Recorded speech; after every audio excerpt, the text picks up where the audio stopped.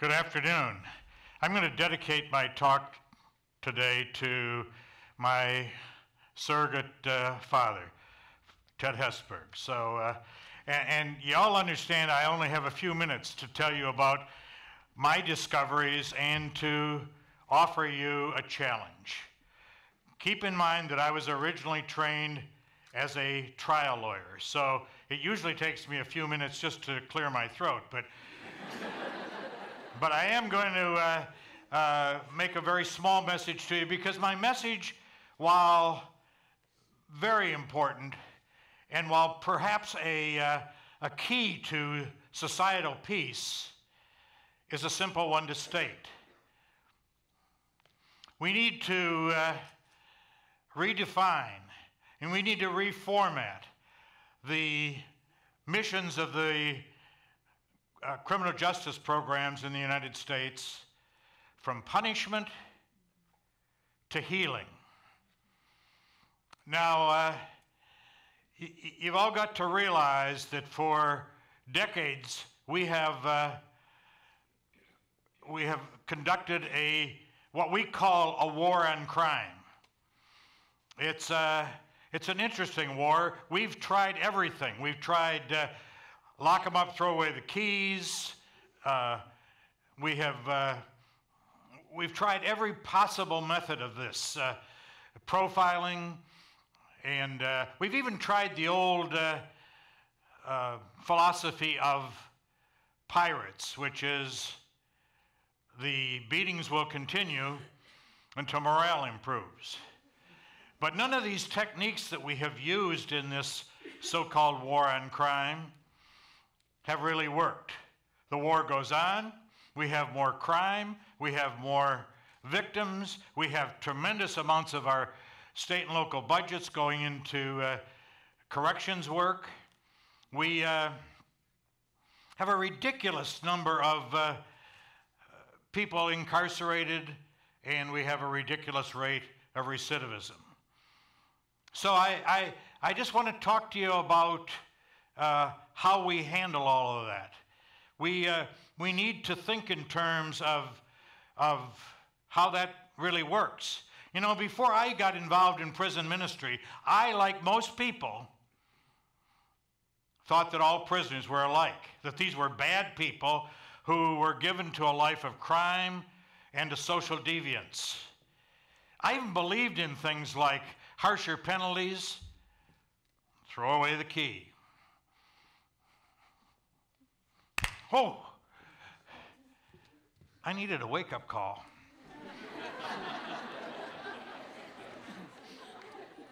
I needed to make an attitude adjustment about both prisons and prisoners. First of all prisoners are not very much alike. They are individual human beings who have individual problems and need individual treatment. Treating them all alike may be very convenient if you're talking about warehousing, but it's a disaster if you're talking about rehabilitation. You know, in the movie The Green Mile, the character played by Tom Hanks says, "Percy, you'd be better off if you thought of this place as if it were the critical care unit of a hospital." And of course, Hanks had it right. Most of the people in prisons, I'll tell you, are more sick than they are bad people. They have a sickness which we call a social illness, but it's the kind of sickness that we know how to treat and how to cure. Prisoners come from terrible backgrounds. They have dysfunctional families, they have abuse, they have knucklehead friends, they come from bad neighborhoods. The simple fact of the matter is, my friends, that most people in prison did not fall into the cracks. They were born in the cracks. So we've got to think about them as people. The important thing to do is to think about their backgrounds, not about our own backgrounds in this. I'm going to give you an example of the kind of people that are wasting away in our prisons. I'm going to talk about the talent. Look at that, everything you see on that screen. The beautiful chessboard, all those intricate playing pieces, the rooks and the king and queens, my favorites, of course, the bishops. All of this was handcrafted by a prisoner using only popsicle sticks. These hats and scarves, these were, over 300 of these, were crocheted by maximum security prisoners. You know, I get a kind of, and they're contributed, by the way, to the Caps for Kids program. I get a big kick out of these big dudes with all their muscles and their tattoos. They're sitting around knitting for some disadvantaged children that these prisoners will never see. Now, to tell you about the kind of personalities in our prisons, I want to talk about my good friend Tommy. Tommy was, when he came to the prison, the proverbial baddest man in town. Tommy was 2 years old when his dad split from the family. By age 6, Tommy carried a gun and a knife. His favorite pastime as a teenager was to grab some stranger and beat the heck out of him, just to show that Tommy was a tough guy. Tommy was really devastated when both his mother and his sister died while he was in prison, and he couldn't go to the funerals.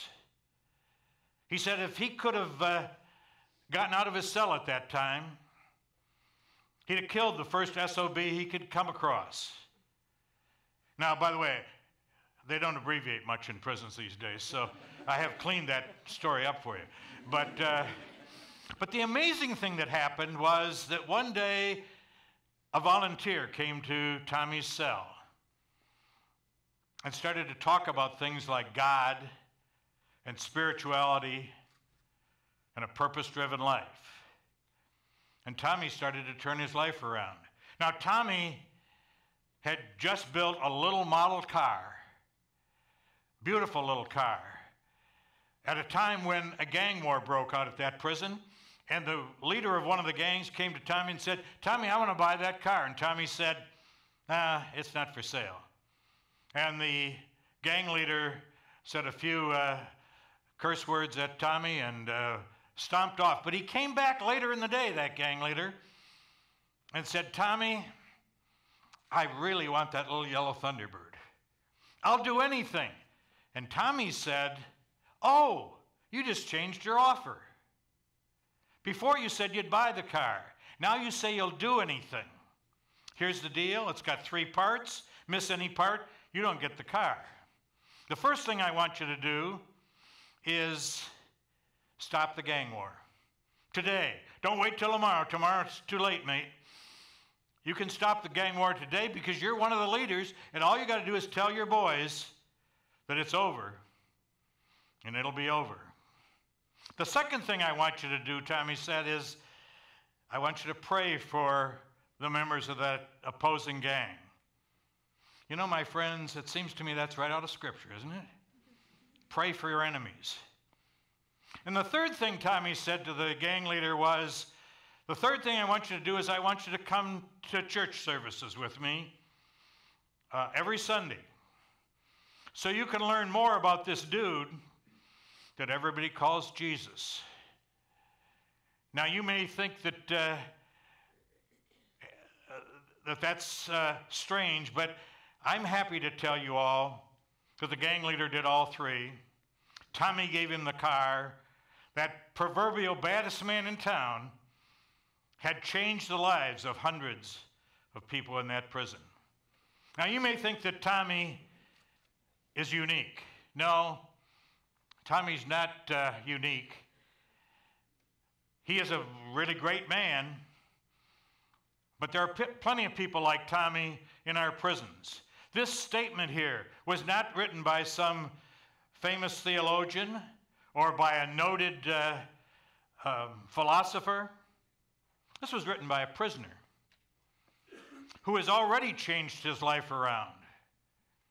But he continues to waste away in our prison system. A noted national author, Maura Posten-Zagrins, has written a book about my transition from university president to prison chaplain. It's a story that one of our alumni has designated as going from success to significance when I got into the whole prison ministry. The name of the book is, as you can see, Camarado, I Give You My Hand. That title comes from the first line of the last verse of Walt Whitman's famous Song of the Open Road. Now, I'm not going to ask you to read a lot of Walt Whitman. Many people would consider that to be cruel and unusual. But I do want you to think about that last verse, because therein lies the challenge. What if we stuck by each other as long as we live? No matter what our brothers and sisters have done in the immature parts of their lives, what if we stuck with them? What if young people started to say, hey, I'm not going to stop with success. I'm going for significance. And there is significance, by the way, in dealing with our brothers and sisters who society regards as the least and the last, but who we know of as simply the lost and the lonely. What if we would start Camarado Corps on every college campus, in every city and village throughout the United States? What if we just stood up and shouted, I'm damn mad and I'm not going to take it anymore. I'm not going to let my tax money go into a system that's not only not working, but it's doing a lot of harm. But I will say, as part of this challenge, that if we're going to use this heal the criminal method in trying to get an exit from the war on crime, it's going to take a lot of work. It won't come from just wishing it. It's going to take a lot of people who have what we refer to as active compassion. And I'm going to end with the last part of the challenge. It's a statement made by a maximum security prisoner who tells us all, reminds us all, that active compassion is God's language. Everything else is just talk. Thank you all.